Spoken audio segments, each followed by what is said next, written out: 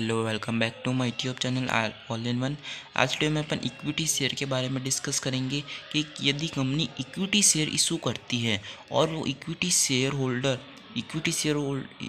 जो share holder है वो इक्विटी शेयर को ख़रीदता है, तो कंपनी को और शेयर होल्डर को क्या क्या मेरिट्स होते हैं और क्या क्या डीमेरिट्स होते हैं, दोनों को, कंपनी को और उस शेयर होल्डर को, जब वो इक्विटी शेयर इशू करती है और जो शेयर होल्डर परचेज़ करता है।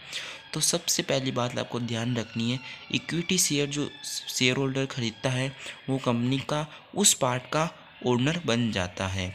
वो उस कंपनी का उस पार्ट का ओनर बन जाता है सॉरी उस पार्ट का ओनर बन जाता है और वो मैनेजमेंट में भी, कंपनी के मैनेजमेंट में भी पार्टिसिपेट करता है। उसके पास वोटिंग राइट्स होते हैं और जो है उसको फिक्स अमाउंट्स में डिविडेंड नहीं मिलता है। ऐसा नहीं है अगर कि कंपनी को प्रॉफिट हो रहा है, लॉस हो रहा है, वो अगर लॉस होगा तो उसको डिविडेंड नहीं मिलेगा। क्यों नहीं मिलेगा? क्योंकि वो कंपनी का ओनर है। और जैसा कि आपको पता होगा, जो ओनर होता है वो लॉस को और प्रॉफिट को दोनों को बियर करता है।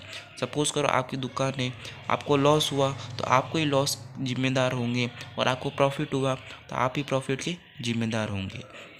तो वैसे इक्विटी शेयरमैन का शेयर खरीदने के बाद उसका ओनर बन जाता है। तो अगर कंपनी को लॉस हुआ तो उस पार्ट का, तो उसका भी जिम्मेदार वो शेयर होल्डर होगा।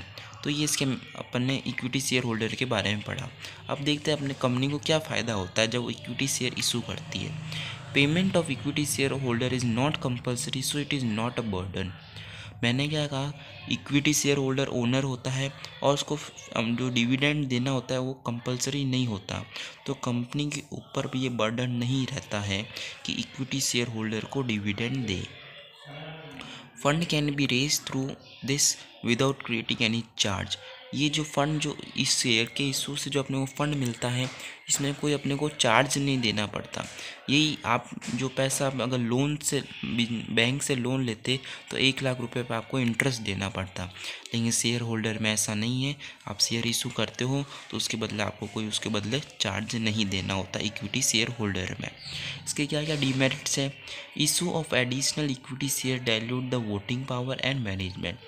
जैसा कि मैंने आपको बताया था, इक्विटी शेयर होल्डर के पास मैनेजमेंट होता है, मैनेजमेंट में पार्टिसिपेट करता है, ओनर होता है।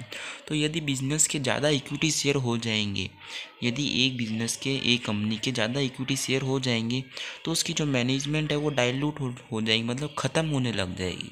सपोज़ करो आपकी एक दुकान है और उसका ओनर आप हो, जब तक वो दुकान अच्छी चलेगी।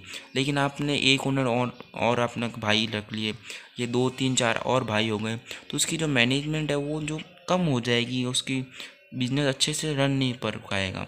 तो अपन ज़्यादा इक्विटी शेयर इशू नहीं कर सकते।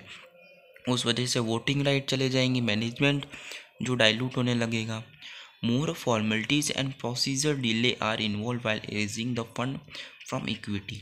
इक्विटी शेयर जो होता है इशू करती कंपनी, वो काफ़ी तो प्रोसीजर रहता है। ऐसा नहीं होता कि आज बोला और कल इशू हो गए।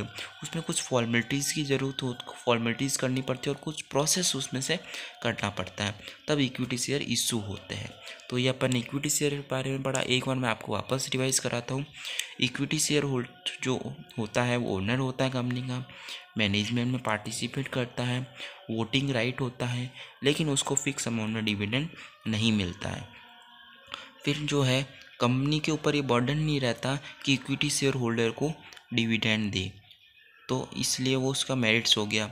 और जो जो इससे जो पैसा मिलता है इक्विटी शेयर होल्डर से, उस पर कंपनी को कोई चार्ज नहीं देना पड़ता। जैसे अगर वो बैंक से लोन लेती 1 लाख रुपए का, तो उसको बदले उसको चार्ज देना पड़ता, तो इसमें कोई चार्ज नहीं है। फिर अगर इसको ज़्यादा इशू करेगा कंपनी तो इसकी मैनेजमेंट कम हो जाएगी, और ये थोड़ा फॉर्मेलिटीज़ और उसमें कुछ प्रोसीजर इन्वॉल्व होते हैं इक्विटी शेयर इशू करते हैं तब। Thank you.